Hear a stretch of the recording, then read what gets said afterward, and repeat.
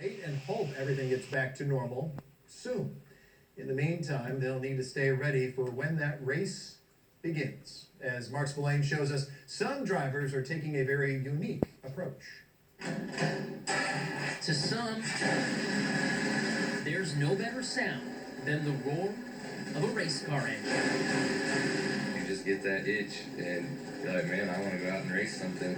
These days, the only place you'll hear that sound is in the garage or from the TV speakers. It's as real as you can get without actually sitting in the car.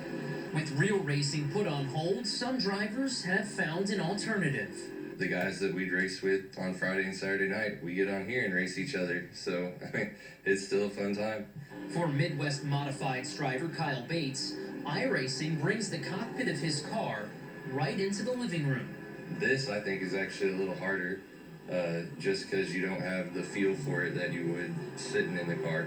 Other drivers have tried it and seem to agree. In my opinion, it's harder than really racing. I mean, it's so hard to keep the car going straight on a computer. Kris Jackson is a USRA B-Mod national champion who's been racing most of his life.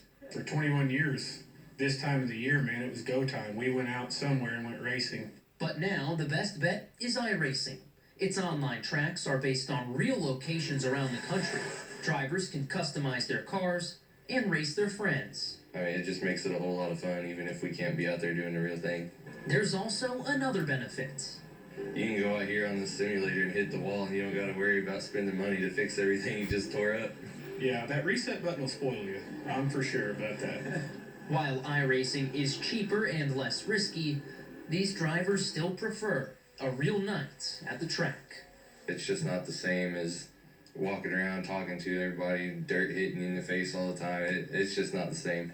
But in the meantime, it's better than no racing at all. I wish I had that simulator, and if it keeps going on much longer, I might need to get one. For KY3 Sports, I'm Mark Spillane. Mark, guys, thank you.